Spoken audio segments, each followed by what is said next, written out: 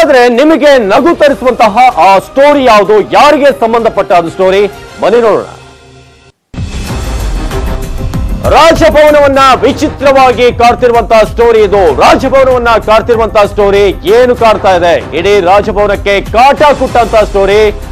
ರಾಜ್ಯಪಾಲರೇ ಇದರ ಬಗ್ಗೆ ತಲೆ ಕೆಡಿಸಿಕೊಂಡು ಕೂತಿದ್ದಾರೆ. ಸದ್ಯಕ್ಕೆ ರಾಜಭವನವನ್ನ ಕಾಡ್ತಿರೋದು, ಗವರ್ನರ್ಗೆ ಕಾಟ ಕೊಟ್ಟಿರೋದು ಯಾರು? ಅದನ್ನ ಕೇಳಿದ್ರೆ ನೀವು ಶಾಕ್ ಆಗ್ತೀರಿ. ರಾಜಭವನಕ್ಕೆ ಲಗ್ಗೆ ಇಟ್ಟಿರೋರು ಯಾರು? ಯಾವ ಸೈನ್ಯ ಲಗ್ಗ ಇಟ್ಟಿದೆ? ಅದೇ ರೀತಿಯಾಗಿ ಅಷ್ಟೊಂದು ಧೈರ್ಯ ಮಾಡಿರೋರು ಯಾರು ರಾಜ್ಯಪಾಲರಿಗೆ? ಅದೇ ರೀತಿಯಾಗಿ ರಾಜಭವನಕ್ಕೆ ಅದರದೇ ಆದ ಒಂದು ಘನತೆ ಇದೆ. ಈ ಬಗ್ಗೆ ನ್ಯೂಸ್ 18 ಕನ್ನಡ ನಿಮ್ಗೆ ಡೀಟೇಲ್ ಅನ್ನ ಕೊಡುತ್ತೆ. ಖುದ್ದು ರಾಜ್ಯಪಾಲರೇ ಒಂದು ಲೆಟರ್ ಅನ್ನ ಬರೀತಾರೆ. ಲೆಟರ್ ನಲ್ಲಿ ಆ ವಿಚಾರವನ್ನ ಅವರು ಬಹಳ ಸ್ಪಷ್ಟವಾಗಿ ಹೇಳ್ಕೊಂಡಿದ್ದಾರೆ. ದಯವಿಟ್ಟು ಇಲ್ಲಿ ಒಂದು ಮುಕ್ತಿ ಕೊಡಿ ಅಂತ. ಈ ಬಗ್ಗೆ ನ್ಯೂಸ್ 18 ಬಳಿ ಪಕ್ಕ ದಾಖಲೆ ಇದೆ.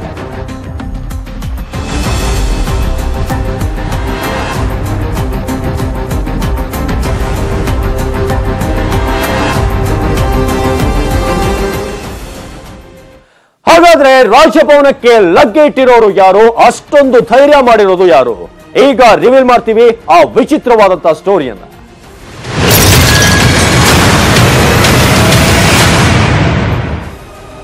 ಎಸ್, ಈ ಬ್ಯಾಕ್ ಗ್ರೌಂಡ್ ಅನ್ನು ನೋಡ್ತಿದ್ದ ಹಾಗೆ ನಿಮಗೆ ರಾಜಭವನಕ್ಕೆ ಕಾಟ ಕೊಡ್ತಿರೋದು ಯಾರು ಅನ್ನೋದು ಗೊತ್ತಾಗಿರುತ್ತೆ. ಮಾರ್ಜಾಲಗಳು ಅಂದ್ರೆ ಬೆಕ್ಕುಗಳು. ಆದ್ರೆ ಅಷ್ಟೇ ಸ್ಟೋರಿ ಅಲ್ಲ, ಅದರಲ್ಲಿ ಮತ್ತೊಂದು ಸ್ಟೋರಿಯಲ್ಲಿ ಒಂದು ಟ್ವಿಸ್ಟ್ ಇದೆ. ಆ ಟ್ವಿಸ್ಟ್ ಏನು? ಬನ್ನಿ ನೋಡೋಣ. ರಾಜಭವನಕ್ಕೆ ಅಟ್ಯಾಕ್ ಮಾಡ್ತಿವೆ ಬೆಕ್ಕುಗಳು. ರಾಜಭವನವನ್ನು ಅಟ್ಯಾಕ್ ಮಾಡ್ತಿದ್ದಾವೆ. ಮಾರ್ಜಾಲದ ಕಾಟಕ್ಕೆ ರಾಜಭವನವೇ ನಲುಗಿದೆ. ರಾಜ್ಯಪಾಲರಿಗೆ ತಲೆನೋವಾಗಿವೆ ಬೆಕ್ಕುಗಳು. ಬೆಕ್ಕುಗಳಿಂದ ಬೇಸತ್ತಿದ್ದಾರೆ ರಾಜ್ಯಪಾಲರು. ಇದರ ಬಗ್ಗೆ ಒಂದು ಪತ್ರವನ್ನು ಕೂಡ ಬರೆದಿದ್ದಾರೆ ರಾಜ್ಯಪಾಲರು. ಬೆಕ್ಕುಗಳ ಕಾಟ ರಾಜಭವನವನ್ನ ಕಾಡ್ತಾ ಇದೆ. ಇಲ್ಲಿ ಎಲ್ಲಿ ನೋಡಿದ್ರು ಕೂಡ ಬೆಕ್ಕುಗಳದ್ದೇ ಸಾಮ್ರಾಜ್ಯ ಆಗಿದೆ. ಬೆಕ್ಕುಗಳ ಕಾಟಕ್ಕೆ ಅಧಿಕಾರಿಗಳು ಕೂಡ ಕಂಗಾಲಾಗಿದ್ದಾರೆ. ಸಾಮಾನ್ಯವಾಗಿ ಎಂತೆಂತ ಕಾಟಗಳನ್ನ ನೋಡಿರ್ತೀರಿ, ಆದ್ರೆ ಬೆಕ್ಕಿನ ಕಾಟ ರಾಜ್ಯಪಾಲರನ್ನು ಕೂಡ ಕಾಡ್ತಾ ಇದೆ. ಬಿಬಿಎಂಪಿಗೆ ಖುದ್ದು ಒಂದು ಪತ್ರವನ್ನ ಕೂಡ ಗವರ್ನರ್ ಅವರು ಬರೆದಿದ್ದಾರೆ. ಬೆಕ್ಕನ್ನ ಆದಷ್ಟು ಬೇಗ ಹಿಡಿದುಕೊಳ್ಳಿ ಅಂತ ಹೇಳಿ ಬಿಬಿಎಂಪಿಗೆ ಪತ್ರವನ್ನ ಕೊಟ್ಟಿದ್ದಾರೆ. ಇನ್ನು ಬಿಬಿಎಂಪಿ ಅವರು ಬಹಳ ಜಾಣರು. ಅವ್ರೇನ್ ಮಾಡಿದ್ರು ಗೊತ್ತಾ? ಇದರಲ್ಲಿ ಸಿಕ್ಕಿದ್ದೇ ಚಾನ್ಸ್ ಅಂತ ಹೇಳಿ ಹೊಸ ತಂತ್ರವನ್ನ ಹಿಡಿತಾರೆ. ಇದೇ ಚಾನ್ಸ್ ಅಂತ ಹೇಳಿ ನಾಯಿಗಳಿಗೆ ಮಾಡಿದ ತಂತ್ರವನ್ನೇ ಬೆಕ್ಕುಗಳಿಗೂ ಕೂಡ ಮಾಡುವುದಕ್ಕೆ ಅವರು ಮುಂದಾಗಿದ್ದಾರೆ. ಬಿಬಿಎಂಪಿ ಅವರು ಬಹಳ ಒಂದು ಮಾಸ್ಟರ್ ಪ್ಲಾನ್ ಅನ್ನ ಮಾಡ್ತಾರೆ. ಇದರಲ್ಲೂ ಕೂಡ ಒಂದು ದೊಡ್ಡ ಆಪರೇಷನ್. ರಾಜಭವನದ ಬೆಕ್ಕಿನ ಕಾಟಕ್ಕೆ ಬಿಬಿಎಂಪಿಯ ಹೊಸ ಪ್ಲಾನ್ ಇದೆ. ಇದಕ್ಕೆ ನಾಯಿಯ ರೀತಿನೇ ಬೆಕ್ಕಿಗೂ ಕೂಡ ಎಬಿಸಿಯನ್ನ ಮಾಡ್ತಾರಂತೆ. ಬೆಕ್ಕಿಗೆ ಎಬಿಸಿ ಮಾಡೋದು ಅಂದ್ರೆ ತಮಾಷೆನ? ಬೆಕ್ಕುಗಳು ಅಷ್ಟು ಸುಲಭವಾಗಿ ಕೈಗೆ ಸಿಗ್ತಾವ ಅನ್ನೋದು ಪ್ರಶ್ನೆ. ಅಷ್ಟಕ್ಕೂ ಬಿಬಿಎಂಪಿ ಯೋಚನೆ ತೆಗೆದುಕೊಳ್ಳೋದು ಯಾರು? ಯಾವ ಸಂಸ್ಥೆಯೂ ಕೂಡ ಇದಕ್ಕೆ ಮುಂದೆ ಬರೋದಿಲ್ಲ. ಎಬಿಸಿ ಮಾಡೋದಕ್ಕೆ ಬಂದ್ರೂ ಕೂಡ ಬೆಕ್ಕನ್ನ ಹಿಡಿಯೋದು ಅಷ್ಟು ಸುಲಭ ಅಲ್ಲ ಅನ್ನೋ ಅಭಿಪ್ರಾಯ ಈಗ ವ್ಯಕ್ತವಾಗ್ತಾ ಇದೆ.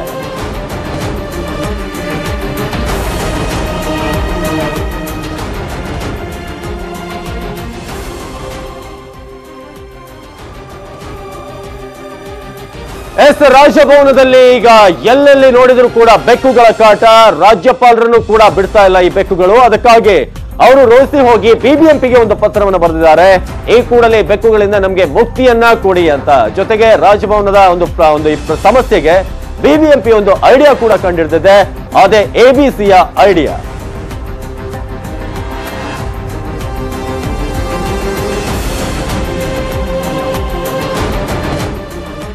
ಈ ಬಗ್ಗೆ ಹೆಚ್ಚಿನ ಮಾಹಿತಿಯನ್ನು ಕೊಡೋದಕ್ಕೆ ನಮ್ಮ ವಿಶೇಷ ಪ್ರತಿನಿಧಿ ಡೆಸ್ಕ್ನಿಂದ ನೇರ ಸಂಪರ್ಕದಲ್ಲಿದ್ದಾರೆ. ಥಾಮಸ್ ನನ್ನ ಜಾಯ್ನ್ ಆಗಿದ್ದಾರೆ. ಥಾಮಸ್, ನಿಮ್ಮಲ್ಲಿ ಮಾತಾಡ್ತೀನಿ. ಬಹಳ ಇಂಟ್ರೆಸ್ಟಿಂಗ್ ಆಗಿರುವಂತಹ ಸ್ಟೋರಿ ಇದು. ಎಸ್, ರಾಜಭವನದಲ್ಲಿ ಬೆಕ್ಕುಗಳ ಕಾಟ ಹೆಚ್ಚಾಗಿದೆ. ಇದರ ಬಗ್ಗೆ ಹೆಚ್ಚಿನ ಮಾಹಿತಿಯನ್ನು ಕೊಡ್ತಾರೆ ನಮ್ಮ ವಿಶೇಷ ಪ್ರತಿನಿಧಿ ಥಾಮಸ್ ನನ್ನ ಜಾಯ್ನ್ ಆಗಿದ್ದಾರೆ. ಥಾಮಸ್, ಇದೀಗ ಬಿಬಿಎಂಪಿಗೆ ಈ ರೀತಿಯಾದಂತಹ ಐಡಿಯಾ ಸಿಕ್ಕಿದೆ. ಜೊತೆಗೆ ಇದು ಪ್ರಾಕ್ಟಿಕಲಿ ಎಷ್ಟು ಸಾಧ್ಯ ಅಂತ? ಖಂಡಿತ ಸಾಧ್ಯ ಇಲ್ಲ ಅವಿನಾಶ್. ಯಾಕೆಂತ ಹೇಳಿದ್ರೆ ಈಗ ಎಬಿಸಿ ಅನ್ನುವಂಥದ್ದು ಯೂಶುವಲಿ ನಾಯಿಗಳಿಗೆ ಸಂತಾನಹರಣವನ್ನ ಬೀದಿ ನಾಯಿಗಳ ಸಂಖ್ಯೆ ಮತ್ತು ಅದರ ಇದನ್ನ ಸಂತಾನವನ್ನ ಕೂಡ ಕಂಟ್ರೋಲ್ ಮಾಡುವಂತ ನಿಟ್ಟಿನಲ್ಲಿ ಎಬಿಸಿ ಅನ್ನುವಂಥದ್ದನ್ನ ಬಿಬಿಎಂಪಿ ಅಡಾಪ್ಟ್ ಮಾಡ್ಕೊಂಡು ಎಷ್ಟು ಮಟ್ಟಿಗೆ ಇಂಪ್ಲಿಮೆಂಟ್ ಮಾಡಿದೆ ಅನ್ನೋದು ಎಲ್ಲರೂ ಕೂಡ ಗೊತ್ತಿರುವಂಥದ್ದು. ಅದರೊಳಗೆ ಕೋಟ್ಯಾಂತರ ಹಣವನ್ನ ಲೂಟಿ ಮಾಡೋದಕ್ಕೆ ಇವತ್ತು ಎಬಿಸಿಯನ್ನ ಒಂದು ಅಸ್ತ್ರವನ್ನಾಗಿ ಬಳಸ್ಕೊಂಡಿದೆ. ಎಟ್ ದಿ ಸೇಮ್ ಟೈಮ್ ಈಗ ರಾಜಭವನದಿಂದ ಬಂದಿರುವಂತಹ ಪತ್ರವನ್ನೇ ಒಂದು ರೀತಿ ನೆಪವನ್ನಾಗಿ ಇಟ್ಕೊಂಡು ಅದರಲ್ಲಿ ಮತ್ತೆ ಎಬಿಸಿ ಟೆಂಡರ್ಗೆ ಕಾಲ್ ಫಾರ್ ಮಾಡಿ ಅಲ್ಲಿ ಒಂದಷ್ಟು NGOಗಳನ್ನ ಕರೆಸ್ಕೊಂಡು ಅದರಿಂದ ಮತ್ತಷ್ಟು ಮತ್ತಷ್ಟು ಹೆಚ್ಚಿನ ಹಣವನ್ನು ಲೂಟ್ ಮಾಡೋದಕ್ಕೆ ಬಹುಶಃ BBMP ಹೊಸ ಮಾರ್ಗವನ್ನು ಕಂಡುಕೊಂಡಿದೆ ಅನ್ನೋಂಥದ್ದು ಇದರಿಂದ ಸ್ಪಷ್ಟ ಆಗುತ್ತೆ. ರಾಜಭವನದಿಂದ ಬಂದಿರೋ ಪತ್ರ ಆಗಿರೋದ್ರಿಂದ ಇದನ್ನು ತುಂಬಾ ಗಂಭೀರವಾಗಿ ಪರಿಗಣಿಸಿ, ಯಾಕಂದ್ರೆ ಇತ್ತೀಚಿನ ದಿನಗಳಲ್ಲಿ ವೈಲ್ಡ್ ಲೈಫ್ ಆಕ್ಟಿವಿಸ್ಟ್ಗಳಿಗೂ ಕೂಡ ಸಾಕಷ್ಟು ಕರೆಗಳು ಬರ್ತಾ ಇದೆ, ಆ ಬೆಕ್ಕುಗಳ ಹಾವಳಿ ಬಗ್ಗೆ ಸಾಕಷ್ಟು ಕರೆಗಳು ಬರ್ತಾ ಇರೋದ್ರಿಂದಾಗಿ ಇವೆಲ್ಲ ಅಂಶವನ್ನು ಕ್ರೋಢೀಕರಿಸಿ BBMPಯಲ್ಲಿರುವಂತಹ ಅತಿಭ್ರಷ್ಟ ಇಲಾಖೆಗಳಲ್ಲಿ ಒಂದಾಗಿರುವಂತಹ ಪಶುಪಾಲನಾ ಇಲಾಖೆ ಈಗ ಒಂದು ಹೊಸ ಪ್ರಪೋಸಲ್ ಅನ್ನು ಮುಂದಿಡಕೊಂಡಿದೆ.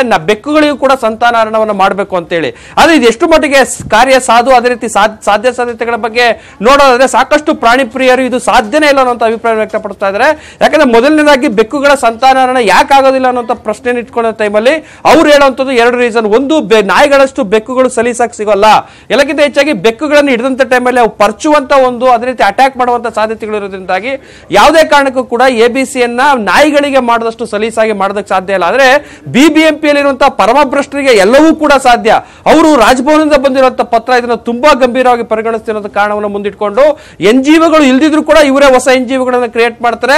ಅಲ್ಲದೆ ನಾಯಿಗಳಿಗೆ ABC ಮಾಡೋದಕ್ಕೆ ಬೇಕಾಗಿರುವಂತಹ ಹಣಕ್ಕಿಂತ ಹೆಚ್ಚಿನ ಹಣ ಬೆಕ್ಕುಗಳಿಗೆ ಬೇಕಾಗುತ್ತೆ.